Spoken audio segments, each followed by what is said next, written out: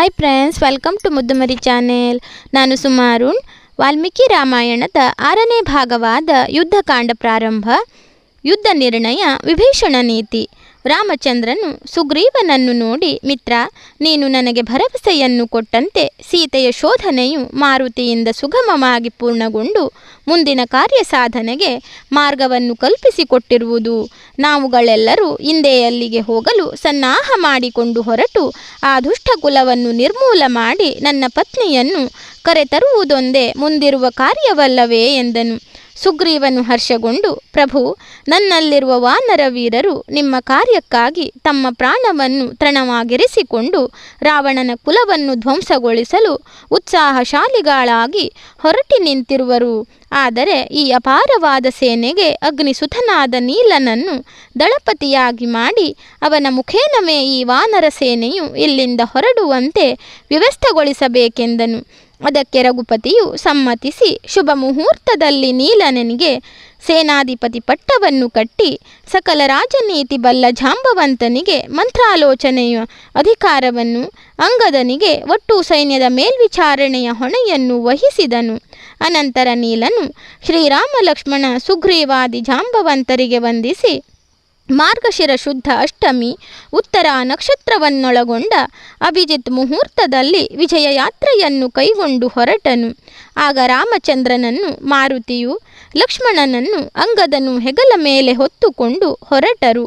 ಎಣಿಕೆಗೆ ಅಸದಳವಾಗಿದ್ದ ಆ ಕಪಿಬಲವು ಯುದ್ಧೋತ್ಸಾಹದಿಂದ ರಾಮಘೋಷಣೆಯನ್ನು ಕೂಗುತ್ತಾ ಕುಪ್ಪಳಿಸಿ ಗಗನಕ್ಕೆ ಹಾರಿ ಮತ್ತೆ ಭೂಮಿಗೆ ಧುಮುಕಿ ಬೆಟ್ಟಗಳನ್ನು, ದೊಡ್ಡ ದೊಡ್ಡ ಮರಗಳನ್ನು ಬುಡ ಸಹಿತ ಕಿತ್ತುಕೊಂಡು ಕೆಲವರು ಭೂಮಿಯ ಮೇಲೂ ಕೆಲವರು ಆಕಾಶದಲ್ಲಿಯೂ ಹೋಗುತ್ತಾ ಅಬ್ಬರಿಸಿ ಒಬ್ಬರ ಮೇಲೊಬ್ಬರು ಹತ್ತಿ ಮರಗಳನ್ನು, ಗಿರಿಗಳನ್ನು ಹಿಡಿದು ತಿರುಗಿಸುತ್ತಾ ತಮ್ಮ ತಮ್ಮ ಪೌರುಷಗಳನ್ನು ಪ್ರಕಟಪಡಿಸುತ್ತಾ ಹೋಗುತ್ತಿದ್ದರಿಂದ ಭೂಮಿಯು ಅದುರಿದಂತಾಗುತ್ತಿತ್ತು. ಹನುಮಂತನ ಹೆಗಲ ಮೇಲೆ ಕುಳಿತು ಆ ಸೈನ್ಯದ ಮಧ್ಯೆ ಹೋಗುತ್ತಿದ್ದ ಶ್ರೀರಾಮಚಂದ್ರನು ಜೈ ರಘುವೀರ ಸಮರ್ಥ ಎಂದು ಜಯಘೋಷ ಮಾಡಿಕೊಂಡು ಹೋಗುತ್ತಿದ್ದ ಕಪಿಗಳನ್ನು ನೋಡಿ, ಸೃಷ್ಟಿಯಲ್ಲಿ ಯಾರಾದರೂ ಈ ವಾನರರು ಎಷ್ಟಿರುವರು ಎಂಬುದನ್ನು ಎಣಿಸಬಲ್ಲರೆ ಎಂದು ಯೋಚಿಸುತ್ತಾ ಇವರನ್ನು ನಿಲ್ಲಿಸುವುದು ಎಲ್ಲಿ ಎಂದು ಯೋಚಿಸುತ್ತಾ 4 ದಿನಗಳಿಗೆ ಸಮುದ್ರದ ಬದಿಯಲ್ಲಿ ತಲುಪಿ ಅವರೆಲ್ಲರೂ ಅಲ್ಲಿ ನಿಲ್ಲುವಂತೆ ಸುಗ್ರೀವನಿಗೆ ತಿಳಿಸಿದನು. ಸುಗ್ರೀವನು ಅಲ್ಲಿ ನಿಲ್ಲಿಸಿ ಕಪಿಗಳಿಂದ ವಿಶಾಲವಾದ ಓಲಗ ಶಾಲೆಯನ್ನು ಚಿಗುರೆಲೆಗಳಿಂದ ರಚಿಸಿದನು. ರಾಮಲಕ್ಷ್ಮಣರು ಓಲಗ ಶಾಲೆಯಲ್ಲಿ ಇಳಿದುಕೊಂಡರು. ದಾಶರಥಿಯು ಸೈನ್ಯದೊಂದಿಗೆ ಅತ್ತ ಸಾಗರದ ದಡವನ್ನು ತಲುಪಿದ ವಾರ್ತೆಯು ಅವಸರವಾಗಿ ತಿಳಿಸಲು ಬೇರೆ ಬೇರೆ ಪ್ರದೇಶಗಳಿಗೆ ತೆರಳಿದ್ದ ಗೂಢಾಚಾರರು ಒಡ್ಡೋಲಗದಲ್ಲಿ ಸಿಂಹಾಸನಾರೂಢನಾಗಿದ್ದ ದಶಶಿರನಲ್ಲಿಗೆ ಸಾಗಿದರು. ಲಂಕೆಯಲ್ಲಿ ಅನಾಹುತವನ್ನುಂಟು ಮಾಡಿದ ಹನುಮನ ಮರುಪ್ರಯಾಣ, ಆತನು ಹೇಳಿದ ಪ್ರಕಾರ ಸೀತಾ ವಿಮುಕ್ತಿಗೆ ಪ್ರತಿಜ್ಞೆ ಮತ್ತು ಕಪಿ ಸೈನ್ಯವನ್ನು ಕಟ್ಟಿಕೊಂಡು ಕಡಲ ತಡೆಯಲ್ಲಿ ರಾಮಲಕ್ಷ್ಮಣರು ತಂಗಿರುವ ವಿಚಾರವನ್ನು ಬಿಡಿಬಿಡಿಯಾಗಿ ವಿಸ್ತರಿಸಿ ಹೇಳಿದರು. ಸರಣಿ ಅನಾಹುತಗಳ ಕಹಿಯನ್ನು ಕೇಳುತ್ತಿದ್ದ ದಶಕಂಠನ ಕಿವಿಗಳಿಗೆ ಕಾದ ಸೀಸವು ಹುಯ್ದಂತಾಯಿತು. ಗತಿಸಿ ಹೋದ ಮತ್ತು ಭವಿಷ್ಯದಲ್ಲಿ ಆಗಬಹುದಾದ ಘಟನೆಗಳನ್ನು ಚಿತ್ತದಲ್ಲಿ ಊಹಿಸಿಕೊಂಡಾಗ ರಾವಣನು ಅರೆಗಳಿಗೆ ನಡುಗಿದನು. ಅಲ್ಲಿ ನೆರೆದಿದ್ದ ಸಭಾಪ್ರಮುಖರು ರಾಜನಲ್ಲಿ ಧೈರ್ಯವನ್ನು ತುಂಬಿದರು. ರಾಜ, ಧರ್ಮ ವಚನಗಳನ್ನು ಪದೇ ಪದೇ ಆಡುತ್ತಿರುವ ರಾಮನ ಪಾಳ್ಯಕ್ಕೆ ನೀತಿಯ ಪ್ರಜ್ಞೆ ಇದೆಯೇ? ಒಂದು ವೇಳೆ ಇದ್ದರೆ ಅವನ ದೂತನಾಗಿ ಬಂದ ಹನುಮನು ನಗರಕ್ಕೆ ಬೆಂಕಿ ಇಡಬಹುದೇ? ಇಂತಹ ಕಠಿಣ ಪರಿಸ್ಥಿತಿಯಲ್ಲಿ ರಾಮನಾಮವನ್ನು ನಿರ್ನಾಮ ಮಾಡಲು ನಮಗೆ ಬೇಕಾಗುವ ಪೂರ್ಣ ಬೆಂಬಲವನ್ನು ನಾವು ಕೊಡಲಿದ್ದೇವೆ. ನಿಮ್ಮ ಬೆಂಗಾವಲಿಗೆ ಲಂಕಾ ಪ್ರಜಾವರ್ಗದವರಾದ ನಾವಿದ್ದೇವೆ ಎಂದರು. ಆ ಅಬ್ಬರದ ಆಟೋಪದ ಮಾತುಗಳು ರಾವಣನ ಮನಕ್ಕೆ ಸ್ವಲ್ಪ ಸಮಾಧಾನವನ್ನು ತಂದವು. ದಶಕಂಠನು ಮೀಸೆಯನ್ನು ತಿರುಹಿ ಆರ್ಭಟಿಸಿದಾಗ ಸಹಸ್ರ, ದುರ್ಮುಖ, ವಜ್ರಂದೃಷ್ಟ್ರ ಮುಂತಾದವರು ವೀರಾವೇಶದ ನುಡಿಗಳನ್ನಾಡಿದರು. ದಾನವೇಶ್ವರ, ಒಂದು ವೇಳೆ ನಿಮ್ಮನ್ನು ಕೆಣಕಲು ರಾಮ ಲಕ್ಷ್ಮಣರು ಮುಂದೆ ಕಾಲಿಟ್ಟರೆ ನಾವು ಬಿಡಲಾರೆವು. ಜೇನು ನೊಣಗಳು ತಮ್ಮ ರಾಣಿ ನೊಣವನ್ನು ಸಂರಕ್ಷಿಸುವಂತೆ ನಿಮ್ಮನ್ನು ರಕ್ಷಿಸುತ್ತೇವೆ. ರಾಮನನ್ನು ಕೊಲ್ಲುತ್ತೇವೆ. ಆತ ನಮಗೆ ಹೆದರಿ ಅಂಬರದಲ್ಲಿ ಅವಿತುಕೊಳ್ಳಲಿ. ಅವನಿಗೆ ಬದುಕಲು ಖಂಡಿತ ಆಸ್ಪದ ಕೊಡುವುದಿಲ್ಲ.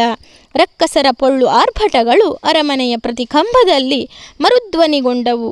ರಾಮನಿಗೆ ಅಂಜಬಾರದು, ನಾವಿದ್ದೇವೆ ಎಂದು ಮತ್ತೆ ಮತ್ತೆ ಘಂಟಾಘೋಷವಾಗಿ ಉಸುರಿದ ಅಮಾತ್ಯರ ನುಡಿಗಳಿಂದ ರಾಕ್ಷಸೇಂದ್ರನು ಹರ್ಷಗೊಂಡನು.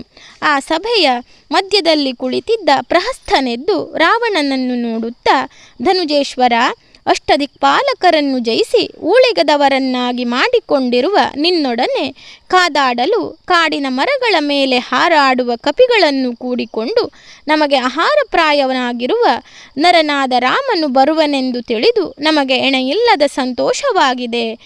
ನೀನು ನಮಗೆ ಆಜ್ಞೆಯನ್ನು ಮಾಡಿದರೆ ಆ ಕಡೆ ಬಂದುಳಿದಿರುವ ಆ ನರವಾನರರನ್ನು ಕೊಂದು ಬರುವೆವು ಎಂದನು. ಅವನ ಮಾತಿಗೆ ಸಭೆಯಲ್ಲಿದ್ದ ದಾನವರೆಲ್ಲರೂ ತಮ್ಮ ಸಂತೋಷವನ್ನು ಕರತಾಡನದಿಂದ ಮುಕ್ತಗೊಳಿಸಿದರು. ಅವನ ಚಪ್ಪಾಳೆಗಳು ನಿಂತ ನಂತರ ವಿಭೀಷಣನು ಆಸನದಿಂದೆದ್ದು, ದಾನವ ವೀರರೇ, ಮದ್ಯಪಾನದಿಂದ ಮತ್ತನಾಗಿದ್ದು ಬುದ್ಧಿಗೆಟ್ಟು ನುಡಿದು ಪ್ರಹಸ್ಥನ ನುಡಿಗಳಿಗೆ ನೀವು ಹರ್ಷಗೊಂಡು ಹೊಡೆದ ಚಪ್ಪಾಳೆಗಳು ನನಗೆ ಸಹಿಸದಾಗದಂತಹ ಮನೋವ್ಯಥೆಯನ್ನು ಮಾಡಿದೆ. ಕಾರಣ ಮೊನ್ನೆ ಲಂಕೆಗೆ ಬಂದು ಹೋದ ಕಪಿಯೊಂದರಿಂದಲೇ ನಾವುಗಳು ಅನುಭವಿಸಿದ ಅನರ್ಥಗಳು ಎಷ್ಟೆಂಬುದನ್ನು ಕಣ್ಣಿನಿಂದ ನೋಡಿ ಮೂಕರಂತೆ ಕುಳಿತುಕೊಂಡಿರುವುದಾಗಿದೆ. ಅವೆಲ್ಲವನ್ನು ಮರೆತು ಮಧ್ಯದ ಅಮಲಿನಿಂದ ಬುದ್ಧಿ ಸ್ವಾಧೀನವಿಲ್ಲದೆ ಆಡಿದ ಪ್ರಹಸ್ಥನ ಮಾತಿಗೆ ನೀವುಗಳೆಲ್ಲರೂ ಒಪ್ಪಿಗೆಯನ್ನಿತ್ತಿರೇಕೆ? ಈಗ ನೀವು ನಿಮ್ಮ ಬುದ್ಧಿಯನ್ನು ಸ್ಥಿಮಿತದಲ್ಲಿಟ್ಟುಕೊಂಡು ಈ ವಿಷಯವನ್ನು ಚೆನ್ನಾಗಿ ಆಲೋಚಿಸಿ ಅಣ್ಣನು ಮೊದಲು ಸಭೆಯ ಮುಂದಿಟ್ಟ ಪ್ರಶ್ನೆಗೆ ಉತ್ತರವನ್ನು ಕೊಡಿ. ಇಲ್ಲವಾದರೆ ಈ ಪ್ರಹಸ್ಥನ ಮಾತನ್ನೇ ನೀವು ಅನುಮೋದಿಸುವುದಾದರೆ ಈ ದಾನವ ಕುಲದ ನಾಶಕ್ಕೆ ನೀವೇ ಕಾರಣರಾಗುವಿರಿ. ಆಜ್ಞೆ ಇತ್ತರೆ ಈಗಲೇ ಹೋಗಿ ಆ ಕಡೆ ದಡದಲ್ಲಿರುವ ಅವರನ್ನೆಲ್ಲ ಕೊಂದು ಬರುವೆನು ಎಂದು ಹೇಳಿದ ಪ್ರಹಸ್ಥನು ಮೊನ್ನೆ ಬಂದು ಒಂದು ಕಪಿಗೆ ತನ್ನ ಮಕ್ಕಳನ್ನೆಲ್ಲ ಬಲಿ ಕೊಟ್ಟು ಮನೆಗಳನ್ನೆಲ್ಲ ಸುಟ್ಟುಕೊಂಡಿರುವನೆಂಬುದನ್ನು ನೀವೆಲ್ಲರೂ ಆಲೋಚಿಸಬೇಕಾಗಿತ್ತು. ಕಾರಣ ಅವನ ಸ್ಥಿತಿಯೇ ಲಂಕೆಯ ದಾನವರಿಗೆಲ್ಲ ಆಗಿರುವಾಗ ಹೀಗೆ ಬರುವ ಅನಂತ ಕೋಟಿ ಕಪಿಗಳಿಂದ ಈ ಲಂಕೆಯಲ್ಲಿರುವ ನಾನು ನೀವುಗಳೆಲ್ಲರೂ ಉಳಿಯುವ ಕಾಲ ಬಂದಿದೆಯೇ, ಅಥವಾ ಎಲ್ಲರಿಗೂ ಅಳಿವು ಒಂದೇ ಬಾರಿ ಬಂದು ನಿಂತಿದೆಯೇ ಎಂಬುದನ್ನು ನೀವುಗಳಾದರೂ ಆಲೋಚಿಸಬೇಕಾಗಿತ್ತು.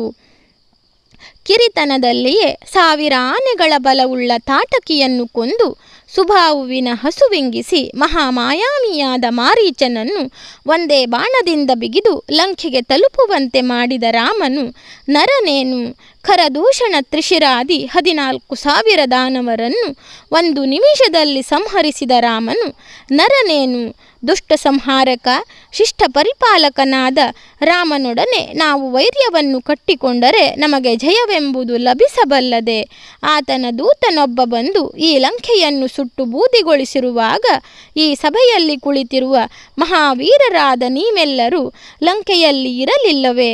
ಆಗ ನಿಮ್ಮ ಸಾಹಸಗಳು ಎಲ್ಲಿ ಅಡಗಿ ಹೋಗಿದ್ದವು? ಈಗ ಪ್ರಹಸ್ಥನೊಂದಿಗೆ ಕೂಡಿ ಆ ಕಡೆ ದಡದಲ್ಲಿ ಬಂದುಳಿದವರನ್ನೆಲ್ಲ ಕೊಂದು ಬರಲು ಬೇರೆ ಯಾರಿಂದಲಾದರೂ ಶಕ್ತಿಯನ್ನು ಪೌರುಷವನ್ನು ಪಡೆದುಕೊಂಡು ಬಂದಿರುವಿರ? ದಾನವರೇ, ನಿಮ್ಮ ಬುದ್ಧಿಯನ್ನು ಈಗ ನೀವೇ ಓರೆಗೆ ಹಚ್ಚಿಕೊಂಡು ದಾನವ ಕುಲದ ಕ್ಷೇಮಕ್ಕೆ ತಕ್ಕ ಆಲೋಚನೆ ಏನೆಂಬುದನ್ನು ಯೋಚಿಸಿ ಅಣ್ಣನಿಗೆ ಉತ್ತರಿಸಿ ಎಂದು ಸಭೆಗೆ ಎಚ್ಚರಿಸಿ ರಾವಣನ ಕಡೆ ತಿರುಗಿ ಅಣ್ಣ, ಮದ್ಯಪಾನ ಮಾಡಿದ ಅಮಲಿನಲ್ಲಿ ಮಾತನಾಡಿದ ಪ್ರಹಸ್ಥನ ವಾಕ್ಯಗಳಿಗೆ ಬೆಲೆ ಕೊಡಬೇಡ. ಶೂರ್ಪನಖಿಯ ಕಿವಿ ಮೂಗುಗಳನ್ನು ಕತ್ತರಿಸಿದರೆಂಬ ಛಲದಿಂದ ಅಂದು ಸೀತಾದೇವಿಯನ್ನು ನೀನು ಅಪಹರಿಸಲು ಹೋಗಿ ರಾಮನಿಂದ ಪಾರಾಗಿ ಬಂದದ್ದು ನಮ್ಮ ಪುಣ್ಯ. ಅಂದೇ ರಾಮನ ದೃಷ್ಟಿಗೆ ನೀನು ಬಿದ್ದಿದ್ದರೆ ಇಂದು ನಿನ್ನನ್ನು ನಾವು ನೋಡುವಂತಿರಲಿಲ್ಲ. ಆಕೆಯನ್ನು ನೀನು ಅಂದು ಛಲ ತೊಟ್ಟು ತಂದ ದೆಸೆಯಿಂದ ಮುಂದೆ ನಮಗೆ ಸಂಭವಿಸಬಹುದಾದ ಸಾವು ನೋವಿನ ಸುಳಿಯಿಂದ ನಮ್ಮನ್ನು ಪಾರು ಮಾಡಲು ಇಂದು ಆ ಸೀತಾದೇವಿಯನ್ನು ರಾಮನಿಗೊಪ್ಪಿಸಿದರೆ ನಮ್ಮೆಲ್ಲರ ರಕ್ಷಣೆಯಾಗುವುದು. ಇಲ್ಲವಾದರೆ ನಮಗುಂಟಾಗುವ ಗೋಳಿನ ಬಾಳನ್ನು ಹೇಳಿ ಮುಗಿಸುವಂತಿಲ್ಲವೆಂದನು. ವಿಭೀಷಣನ ಮಾತಿಗೆ ರಾವಣನು ಗಹಿಗಹಿಸಿ ನಕ್ಕು, ಎಲವೋ ವಿಭೀಷಣ, ಆ ನರನನ್ನು ಅಷ್ಟು ಹೊಗಳಲು ಅವನು ನಿನಗೇನಾಗಬೇಕು? ಈ ದಾನವ ಮಹಾಸಭೆಯ ಮಧ್ಯೆ ನಿಂತು ನರ ಪಶುವಾದ ರಾಮನನ್ನು ಹೊಗಳುವ ಹುಚ್ಚು ನಿನಗೇಕೆ ಹಿಡಿಯಿತು? ನೀನು ನನಗೆ ಪ್ರೇಮದ ತಮ್ಮನೆಂದು ನಿನ್ನ ಹೊಗಳಿಕೆಗಳನ್ನೆಲ್ಲ ಕೇಳಿಕೊಂಡು ಸುಮ್ಮನಿದ್ದೆನು. ಇನ್ನು ಮುಂದೆ ಆ ರಾಮನ ಹೆಸರನ್ನು ಎತ್ತಿದರೆ ಈ ಸಭೆಯಿಂದ ನೀನು ಹೊರನಡೆಯಬೇಕಾಗುತ್ತದೆ ಎಂದನು. ಅದಕ್ಕೆ ವಿಭೀಷಣನು, ಅಣ್ಣ, ಧರ್ಮವನ್ನು ಸಾರುವವನಿಗೆ ಮತ್ತೊಬ್ಬನ ಭಯಬೇಕೆ? ನೀನು ಪ್ರೇಮದ ತಮ್ಮನೆಂದು ನನ್ನನ್ನು ಕ್ಷಮಿಸುವಂತಹ ನಿಂದನೆಯ ಮಾತುಗಳನ್ನಾಡಿದೆ. ಮತ್ತೆ ರಾಮನ ಹೆಸರೆತ್ತಿದರೆ ಈ ಸಭೆಯಿಂದ ಹೊರದೂಡುವೆನೆಂದು ಎಚ್ಚರಿಸಿರುವೆ. ಇದರಿಂದ ನಾನು ನಿನಗೆ ಪ್ರತಿಭಟಿಸಿದವನೆಂದು ಭಾವಿಸಬೇಡ. ರಾಮನು ನಿನಗ ಏನಾಗಬೇಕೆಂದು ಕೇಳಿದೆ. ಅವನು ನನಗೆ ಮಾತ್ರನಲ್ಲ, ಈ ಬ್ರಹ್ಮಾಂಡಕ್ಕೆಲ್ಲ ಒಡೆಯನು, ಕಾಲನಿಗೆ ಕಾಲನು, ಜನ್ಮರಹಿತನು, ಧರ್ಮ ರಕ್ಷಣೆಗಾಗಿ ಆಯಾ ಕಾಲದಲ್ಲಿ ಬೇಕಾದ ರೂಪವನ್ನು ಹೊಂದಿ ಅವತರಿಸಿ ಧರ್ಮದ ಮೆರಗನ್ನು ವೃದ್ಧಿಗೊಳಿಸುವವನು. ಆದಿನಾರಾಯಣನೇ ರಾಮನಾಗಿ ಆದಿಲಕ್ಷ್ಮಿಯೇ ಸೀತಾದೇವಿಯಾಗಿ ಅವತರಿಸಿರುವರು. ನೀನು ದೇವತೆಗಳನ್ನು ಮುನಿಗಳನ್ನು ಹಿಂಸಿಸಿ ಯಜ್ಞಯಾಗಾದಿಗಳನ್ನು ಭಗ್ನಗೊಳಿಸಿ ಕಂಡ ಸುಂದರ ತರುಣಿಯರನ್ನು ಅಪಹರಿಸಿ ಅವರ ವ್ರತವನ್ನು ಕೆಡಿಸಿ ನಿನ್ನ ಭೋಗಿನಿಯರನ್ನಾಗಿ ಮಾಡಿಕೊಂಡು ಧರ್ಮಕ್ಕೆ ವಿರುದ್ಧವಾಗಿ ನಡೆಯುತ್ತಿರುವೆಯಲ್ಲದೆ, ರಾಮಲಕ್ಷ್ಮಣರು ಆಶ್ರಮದಲ್ಲಿ ಇಲ್ಲದೇ ಇರುವಾಗ ಪತಿವ್ರತಾ ಶಿರೋಮಣಿಯೂ ಆದಿಲಕ್ಷ್ಮಿಯೂ ಆದ ಸೀತಾಮಾತೆಯನ್ನು ಚೋರನಂತೆ ಅಪಹರಿಸಿ ತಂದು ಲಂಕೆಯ ಅಶೋಕವನದಲ್ಲಿ ಸೆರೆಯಿಟ್ಟು ದಾನವ ಕುಲಕ್ಕೆ ಮಹಾ ದುರಂತವನ್ನುಂಟು ಮಾಡಿರುವುದರಿಂದ ನಿನ್ನನ್ನು ಕೊಲ್ಲುವ ಸಲುವಾಗಿ ನರನಾಗಿ ಅವತರಿಸಿ ರಾಮನಾಮವನ್ನು ಹೊಂದಿರುವ ಆದಿನಾರಾಯಣನು ಅವನ ಪತ್ನಿಯನ್ನು ಸೆರೆಯಿಂದ ಬಿಡಿಸುವ ನೆಪದಿಂದ ಬಂದಿರುವನು. ಅವನೊಂದಿಗೆ ಬಂದಿರುವ ವಾನರರು ನಿಜವಾದ ವಾನರರಲ್ಲ, ಅವರೆಲ್ಲರೂ ದೇವತೆಗಳು. ವಾನರರಾಗಿ ಅವತರಿಸಿ ಈ ಧನುಜ ಕುಲದ ನಾಶ ಮಾಡಲು ರಾಮನನ್ನು ಮುಂದೆ ಮಾಡಿಕೊಂಡು ಬಂದಿರುವರು. ಅವರೊಡನೆ ವೈರ್ಯವನ್ನು ಬೆಳೆಸಿದರೆ ನಮ್ಮ ವಧೆ, ರಾಕ್ಷಸರ ಅಳಿವು ನಿಲ್ಲುವುದೇ ಎಂದು ಹೇಳುತ್ತಿರುವಷ್ಟರಲ್ಲಿಯೇ ಕುಂಭಕರ್ಣನು ನಿದ್ರೆಯಿಂದ ಎಚ್ಚೆತ್ತು ಸಭೆಗೆ ಬಂದನು. ರಾವಣನು ಅವನನ್ನು ಕಂಡು ಸಂತೋಷದಿಂದ ಆಸನದಿಂದ ಎದ್ದು ಆಲಂಗಿಸಿಕೊಂಡು ಅವನಿಗೋಸ್ಕರವಾಗಿಯೇ ಇದ್ದ ಆಸನದಲ್ಲಿ ಕೂಡಿಸಿ ಕುಳಿತು ತಾನು ಅಪಹರಿಸಿ ತಂದಿರುವ ಸೀತೆಯನ್ನು ಬಿಡಿಸಿಕೊಂಡು ಹೋಗಲು ರಾಮನು ಕಪಿಗಳನ್ನು ಕೂಡಿಕೊಂಡು ಬಂದು ಆ ಕಡೆ ಸಮುದ್ರ ದಡದಲ್ಲಿ ಬೀಡು ಬಿಟ್ಟಿರುವುದನ್ನು ಕುಂಭಕರ್ಣನಿಗೆ ತಿಳಿಸಿ ಸೀತೆಯನ್ನು ರಾಮನಿಗೊಪ್ಪಿಸದೆ ಅವನನ್ನು ಜಯಿಸುವ ಉಪಾಯವನ್ನು ಹೇಳಬೇಕೆಂದನು. ಆಗ ಕುಂಭಕರ್ಣನು, ಅಣ್ಣ, ನಾನು ಹಿಂದೆ ವನವಿಹಾರ ಮಾಡುತ್ತಿರುವಾಗ ನಾರದರು ನನಗೆ ಎದುರಾಗಿ ಬಂದು ನಿಂತು ನಿನ್ನ ಉಪದ್ರವಗಳನ್ನು ಸಹಿಸಲಾರದೆ ದೇವತೆಗಳು ಬ್ರಹ್ಮದೇವನಿಂದ ಕೂಡಿ ವಿಷ್ಣುವಿನ ಮೊರೆ ಹೊಕ್ಕು ಪ್ರಾರ್ಥಿಸಿದಾಗ ಅವನು ನನ್ನ ಹಾಗೂ ನಿನ್ನ ವಧೆಗಾಗಿ ನರನಾಗಿ ಅವತರಿಸಿ ಅವರ ಕಷ್ಟಗಳನ್ನು ತಪ್ಪಿಸುತ್ತೇನೆಂದು ಅಭಯವಿತ್ತು ಸೂರ್ಯಕುಲದಲ್ಲಿ ಹುಟ್ಟಲಿರುವನು. ಆದಿಲಕ್ಷ್ಮಿಯು ಭೂಗರ್ಭದಲ್ಲಿ ಜನಿಸಿ ಅವನಿಗೆ ಪತ್ನಿಯಾಗುವಳು. ಅವಳನ್ನು ನಿನ್ನ ಅಣ್ಣನು ಅಪಹರಿಸಿ ರಾಕ್ಷಸ ಕುಲದೊಂದಿಗೆ ಮೃತ್ಯುವಶನಾಗುವನೆಂದು ತಿಳಿಸಿ ಹೋಗಿದ್ದರು. ನಾನು ನಿನಗೆ ಅಂದೇ ತಿಳಿಸಬೇಕೆಂದು ಬಂದು ಮರೆತು ಮಲಗಿದೆನು. ಇಂದು ಅದು ಮನೆಯ ಬಾಗಿಲಿಗೆ ಬಂದಿದೆ. ನೀನು ಜಾನಕಿಯನ್ನು ಅಪಹರಿಸಲು ಹೋಗಿ ಹಿಂತಿರುಗಿ ಬಂದಿರುವುದು ನಮ್ಮೆಲ್ಲರ ಪುಣ್ಯ. ಇಂದಾದರೂ ಆದಿಲಕ್ಷ್ಮಿಯನ್ನು ಆದಿನಾರಾಯಣನಾದ ರಾಮನಿಗೊಪ್ಪಿಸಿ ನಮ್ಮೆಲ್ಲರನ್ನು ಮೃತ್ಯುವಿನಿಂದ ಪಾರು ಮಾಡು. ಇಲ್ಲವಾದರೆ ದಾನವ ಕುಲದ ವಿನಾಶವು ರಾಮನಿಂದಾಗುವುದು ಸತ್ಯವೆಂಬುದನ್ನು ಅರಿತುಕೋ. ಕಪಿಯೊಂದು ಸಮುದ್ರವನ್ನು ಹಾರಿ ಬಂದು ಅಶೋಕವನವನ್ನು ನಾಶ ಮಾಡಿ ಅಸಂಖ್ಯಾತ ದಾನವರನ್ನು ಕೊಂದು ಲಂಕೆಯನ್ನು ಸುಟ್ಟು ಹೋಯಿತು ಎಂಬುದನ್ನು ನಾನು ನಿದ್ರೆಯಿಂದ ಎಚ್ಚೆತ್ತ ನಂತರ ಕೇಳಿದ್ದೇನೆ.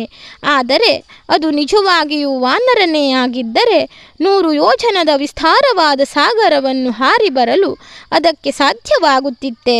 ನೀನು ಸೀತೆಯನ್ನು ತಂದಿರುವುದು ಸುಖಪಡಲು ಅಲ್ಲ, ನಮ್ಮ ದಾನವ ಕುಲವನ್ನೆಲ್ಲ ಆ ರಾಮನ ಬಾಣಗಳಿಗೆ ಆಹುತಿ ಮಾಡಿಕೊಡುತ್ತೇನೆಂದು ಆಕೆಯನ್ನು ಸಂಚಕಾರವಾಗಿ ತಂದಿರುವೆ.